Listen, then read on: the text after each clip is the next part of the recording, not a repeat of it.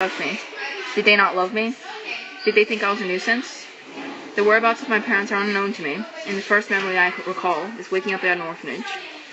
Anyways, I'm currently up and ready for school after having a decent breakfast and washing myself up. Off you go, you little runts, screamed Sister Anne. After exiting the orphanage, I looked around for Harry and Evelyn, my two best friends in the world, and unfortunately they are the only ones who actually care about me. These two have stayed with me through countless hardships since we were 6 years old. Harry is my best mate, and I trust him with every secret I have, including telling him that I developed some special feelings towards my female friend, Evelyn and Maisie. Escalating with joy, I had spotted them and sprinted towards them. About to greet the pair, I suddenly saw Harry's hands move towards Evelyn's delicate fingers and held them.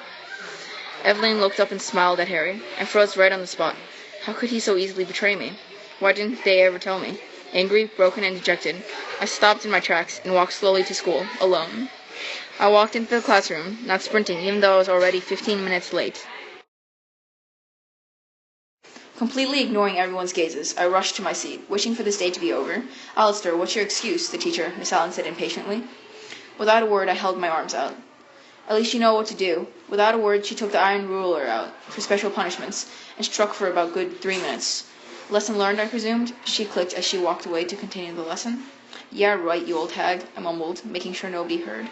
During the long, boring speech, Harry threw a note towards me, asking if I was okay. Annoyed at him after what I had witnessed earlier, I ignored him. He glanced at me, worried, and whispered to Evelyn. Suddenly, the loud noise of the bell assaulted my ears. Recess was here. Great. This was the perfect opportunity for the couple to bombard me with questions. I left the classroom in a hurry, only to bump into the boy who had bullied me for years, Charles Irving. Where's the little beggar boy going now? Getting scrapped in the trash can for lunch? He exclaimed, and almost right on cue, his snobby rich kid friends started laughing. Charles had done numerous acts that had made me hate him with all my heart. Beat me, embarrass me, and get me in trouble for no apparent reason. Controlling my anger, I kept my head down and ran away from the terrible taunts, my life, and the school. Why is the world so cruel? Why does God hate me? Why me? Countless weeks has passed since that day, and I'm now living my life on the streets of London, England, searching, scavenging, and looking for food. While I was on my quest for looking for food, I spotted a newspaper clip stating Duke Edward Skulls returning to hometown after meeting His Majesty himself.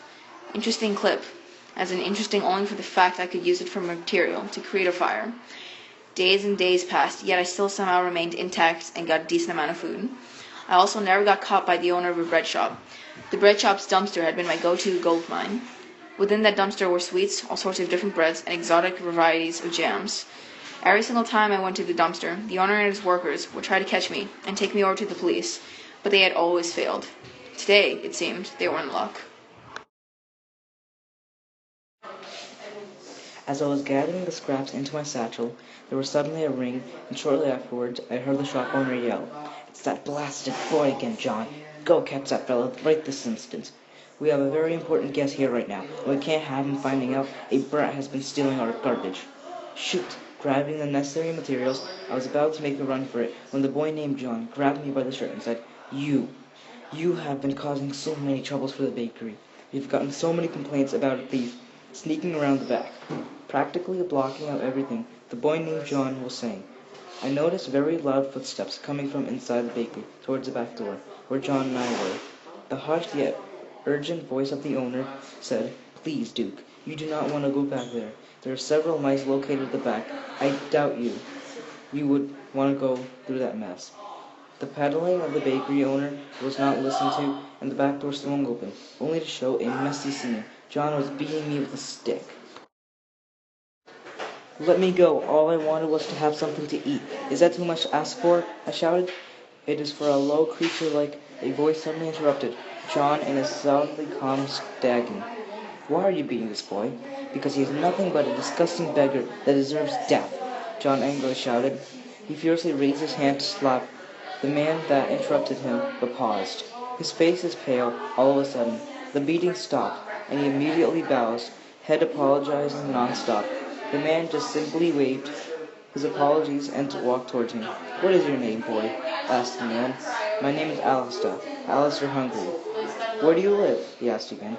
"I live in Meadowway Orphanage, sir." "May I ask who you are?" "My name is Edward Skulls.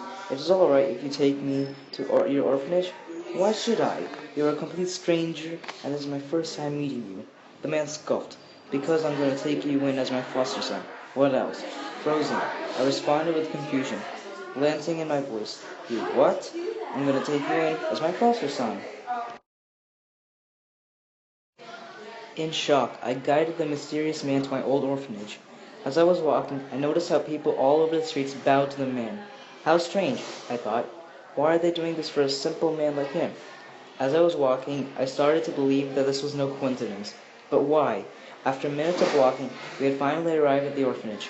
We went into the main office. To my surprise, the prestigious mother bowed down to the man. It is supposed to be the other way around. It is an honor to meet you in person, sir.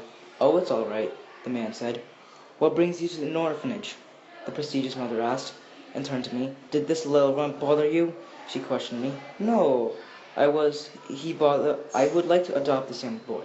This was a moment of silence.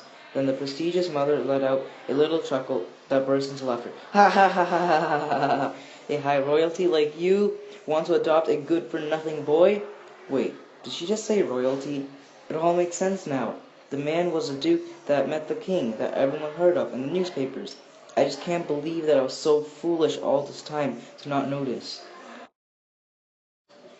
I'm serious. I wanted to adopt this child. But may I ask why? The prestigious mother asked. Because I have never had a child. I always see families with children, having fun, eating dinner together. But I was never blessed to have a child myself. All the women I meet just want my money. I want to be blessed with a father-son fun. And I want to adopt this young boy because he reminds me of myself, including my personalities, sometimes. If you wish, sir. After a few moments of signing papers and documents, it is official.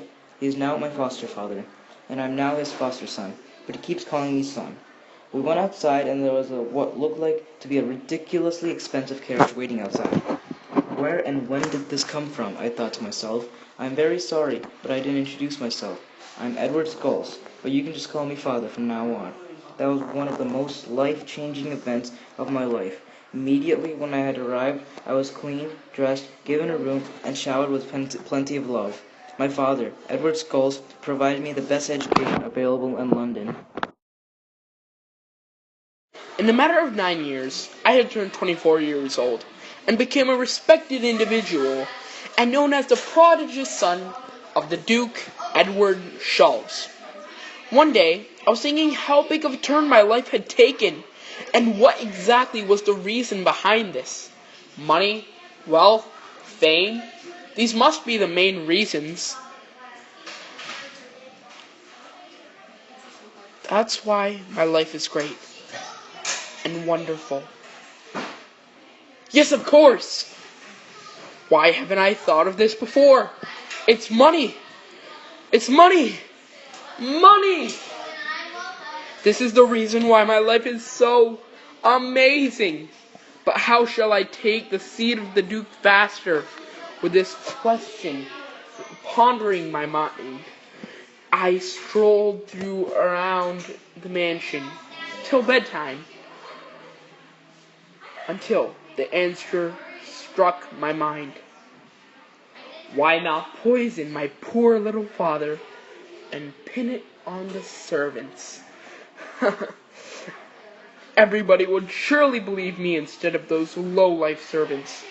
Every event the next day passed like a blur, until the fateful moment had started. It was now dinner time, and I had already slipped the poison into one of the bowls.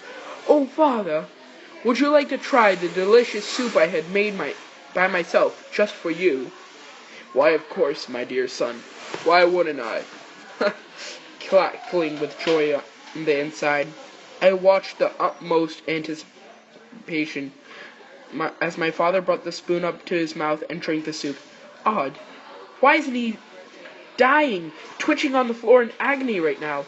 It must be because the poison has to take some time to get set in. Confused, I took a sip of my soup.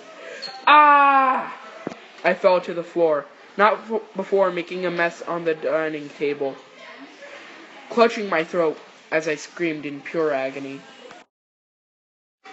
How ironic! I gave the wrong bowl of soup to him.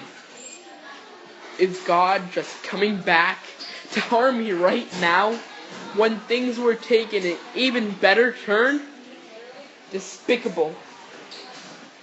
Despicable. Very, very despicable.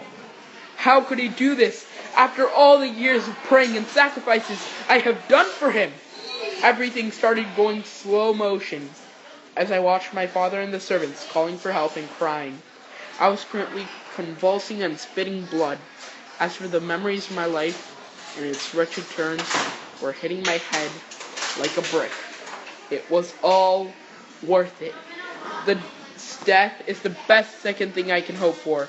The first being dying in even more riches. Screaming turned into giggles. The giggles turned into laughter. And the laughter turned into uncontrollable spasms, accompanied with torrents and torrents of maniacal laughter. Ah, what a great end! The psychotic laughter started slowly dying down as my life was dwindling. It had no regrets, except for my failure of my plan to get money. My limbs went still and fell lifelessly onto the expensive silk carpets. The last thought that had ever went across little Alistair Hungry's mind was the thought that drove him insane. Money. The end of Alistair Hungry's story.